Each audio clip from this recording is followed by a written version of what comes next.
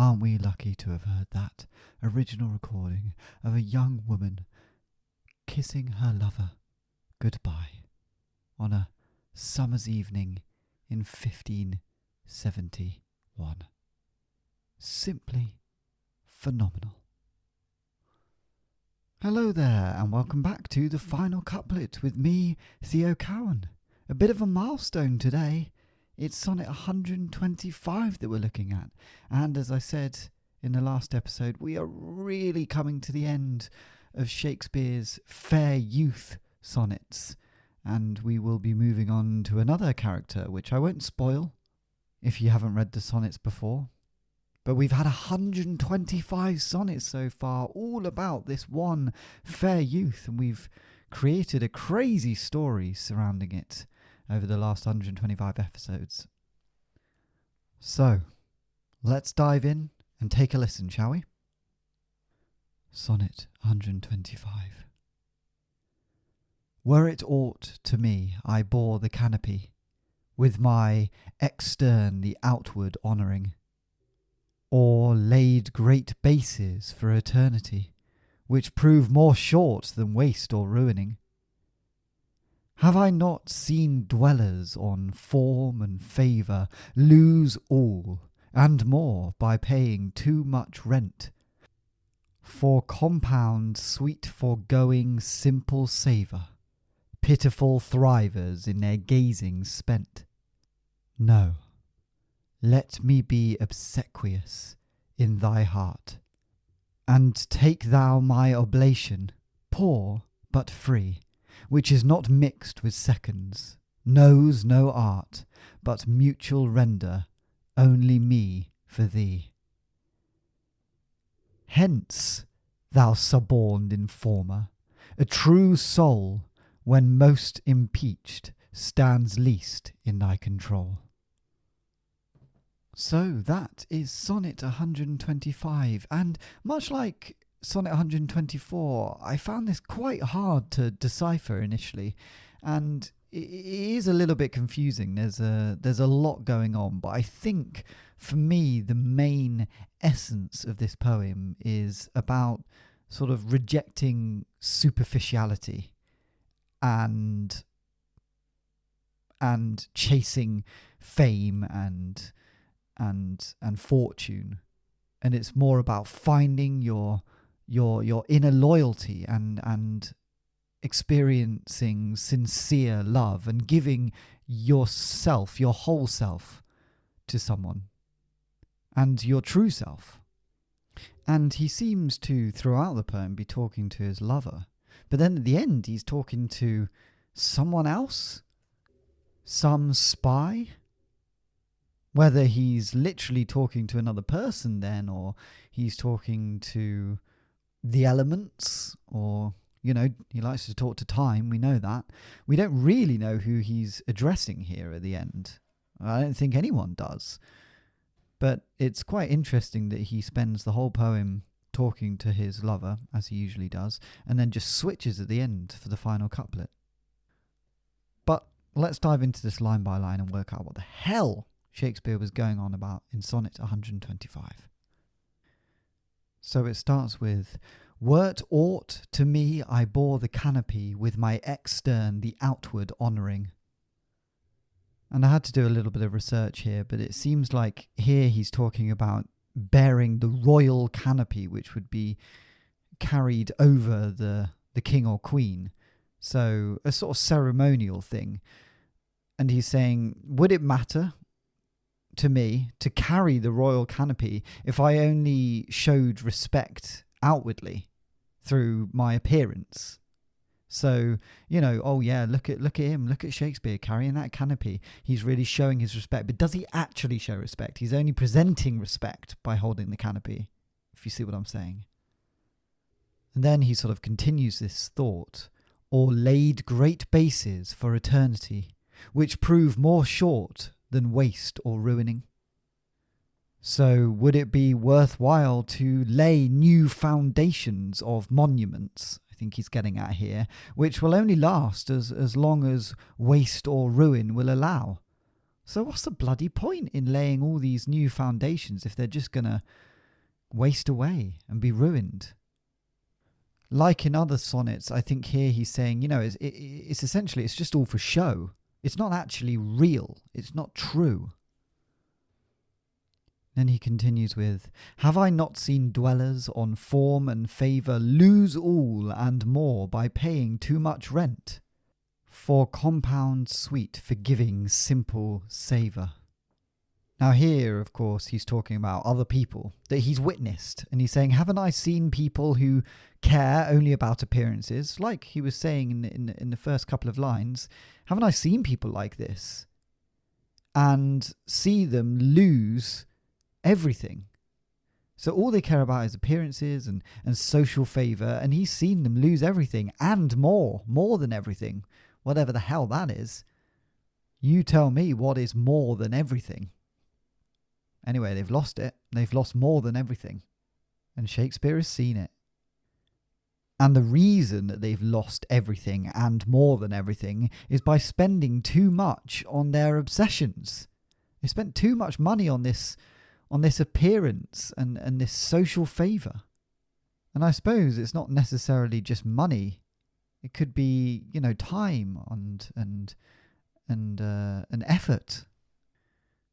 Then he continues with, pitiful thrivers in their gazing spent. Which is just adding to what he's been observing. He's saying these pathetic people who appear successful but waste their lives just keeping up appearances. It's bloody tragic. And he's witnessed it. And it's not true, it's not real, and they're wasting their time and money. And he says that in the next section. No, let me be obsequious in thy heart, and take thou my oblation, poor but free. So this is Shakespeare saying, no, I shouldn't be like these people. No, I shall be obedient and faithful to you only. And you will accept this offering, which is presumptuous in my eyes. I mean, he is presenting this argument to his lover, and he's saying, you will accept this. Well, his lover hasn't said anything. So that is, his lover hasn't replied. So in my eyes, that is jumping the gun a bit, Shakespeare. He's literally saying, I'm giving you this and you're going to accept it. Well, I think that's up to the lover, to be honest, mate. And what he's giving is humble. It's not much, seemingly, but it's freely given. And he continues this thought with, which is not mixed with seconds, knows no art, but mutual render, only me for thee. So look, it's poor but free. It's maybe not much, but it's not watered down or artificial. It is a mutual exchange between us, myself for yourself. It's humble, it's honest, it's true. None of this fancy schmancy canopy over a king stuff. None of the spending too much on appearance. No, it's just me and you, baby. That's real love. And now we're on to the final couplet, which I mentioned seemed to be addressed to someone else. And he says, hence, thou suborned informer, a true soul, when most impeached, stands least in thy control. And here he seems to be saying, so go away, you bribed spy. When a faithful person like I am is accused, someone like you has no control over them. All right? So whatever you're trying to do, maybe you're spreading rumours about me being unfaithful. Well, actually, you have no control because I am faithful. And I've just said it in this poem, all right? I'm not extravagant. I'm not throwing my money about. I'm not holding a canopy over the king. I am true and faithful, so you have no effect on me, whoever you are. He seems quite annoyed and angry in this final couplet. So that is my breakdown of Sonnet 125. And yeah, if you were reading along, you might have found this as confusing and complicated as I did. There's a lot of stuff that was quite of the time in here, And reading it now, it's a bit harder to break down when we don't know things like, bearing a canopy over the king and what that looked like and even what that was. We don't see that anymore. But with those moments aside, there's a lot of relevance, I think, to the modern day. I mean, all of this pomp and showmanship, and really those people can lose everything. You just need to stay true and give yourself to your love, and they give themselves to you. And it's as simple as that. And look, it might not seem like much, but it's actually incredibly important and meaningful. So, I think it's about time we put this to our story. And if you remember last week, Shakespeare and the Earl of Southampton, they've made up. Are they back in love? Who knows? But it certainly seems like it. Shakespeare was really drunk and had a go at a clock, thinking it was time itself. And the Earl of Southampton discovered him in this square shouting at a clock. And he said, Shakespeare, I still love you in spite of everything. In spite of all we've been through, I still love you. And Shakespeare says, I love you too. And they go home and Shakespeare does read him another sonnet, just explaining, this isn't all up to chance. I love you and it's true and real. So let's see how Sonnet 124 was received by the Earl of Southampton and how Sonnet 125 fits into all this. Shakespeare finishes reading Sonnet 124 to the Earl of Southampton in their bed.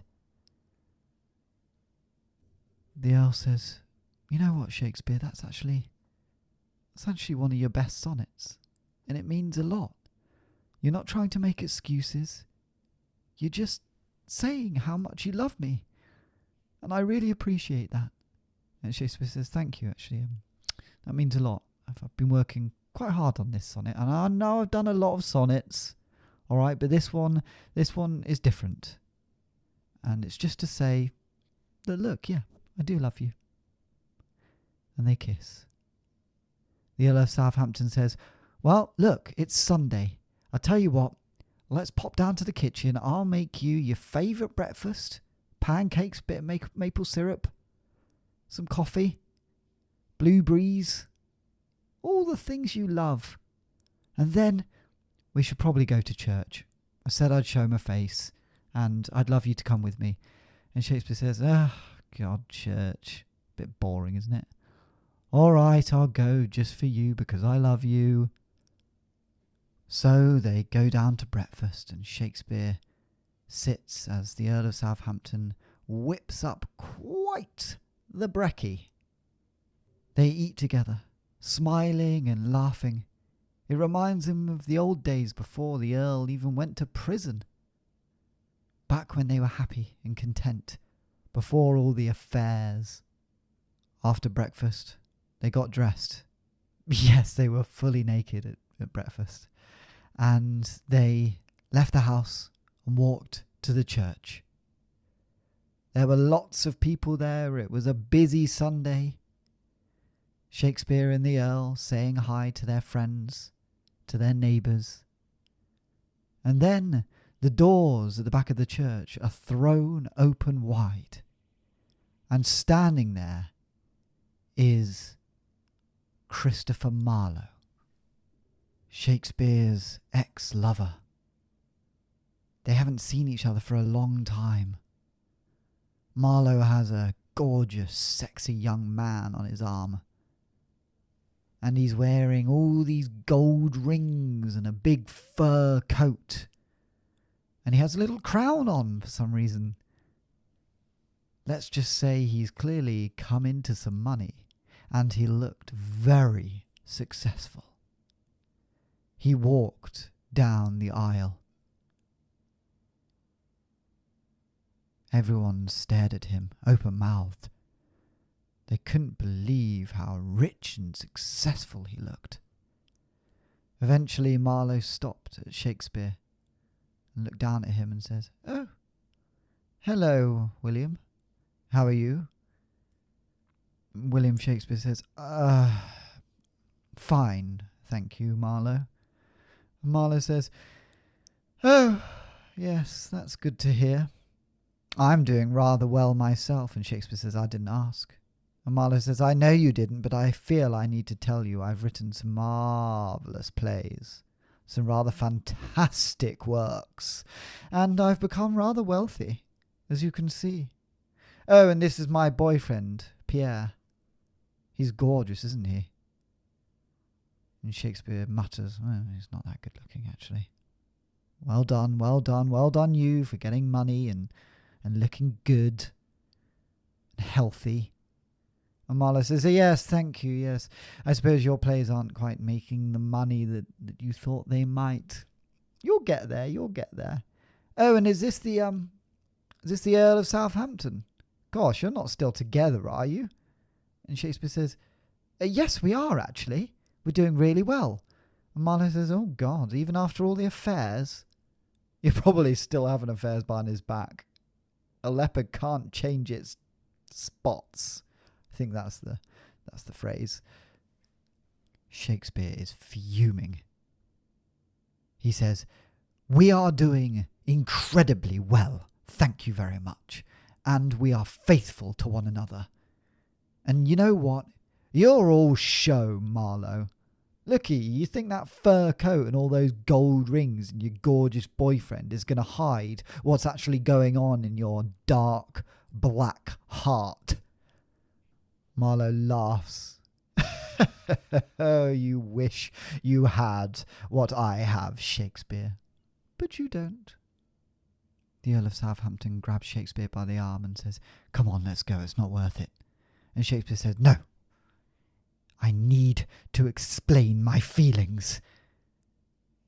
And everyone in the church, in unison, say, "Oh God, not another sonnet." And Shakespeare says, "Yes, another sonnet. How else am I going to express myself, for God's sake?" And he says, "Just give me a second. Everyone wait here. Just give me 1 second, so I need to write it to explain myself. No one move. No one leave, all right? You're all going to hear it." And so, with that, he pops outside, takes out his quill, and pens Sonnet 125, explaining his feelings. Eventually, he walks back into the church. Weirdly, everyone has stayed, because even though they all hate Shakespeare's sonnets, they feel like it's a bit of free entertainment, so why the hell not? Shakespeare walks up to the lectern, and he calls up the Earl of Southampton and says, "This is for you, my darling." And then he grabs Marlowe by the scruff of his neck and drags him up to the front too and says, "And there's something in this for you as well, Marlowe, you old bastard." And with that, he clears his throat and reads Sonnet 125. "Would it matter to me to carry the royal canopy if I only showed respect outwardly through my appearance? Or would it be worthwhile to lay the foundations of monuments which will only last as long as waste or ruin allow? Haven't I seen people who care only about appearances and social favour lose everything, and more than everything, by spending too much money on their obsessions? Pathetic people who appear successful but waste their lives just keeping up appearances. No, I shall be obedient and faithful to you alone, and you will accept this offering. It's humble, but freely given. It's not watered down or artificial, a mutual exchange between us, myself for yourself. So get away, you bribed spy. When a faithful person like I am accused, someone like you has no control over them." So there we have it, Sonnet 125 and a story to go with it. We only have one more sonnet left of the fair youth sequence, and I'll see you next week to explore that. Until then, bye.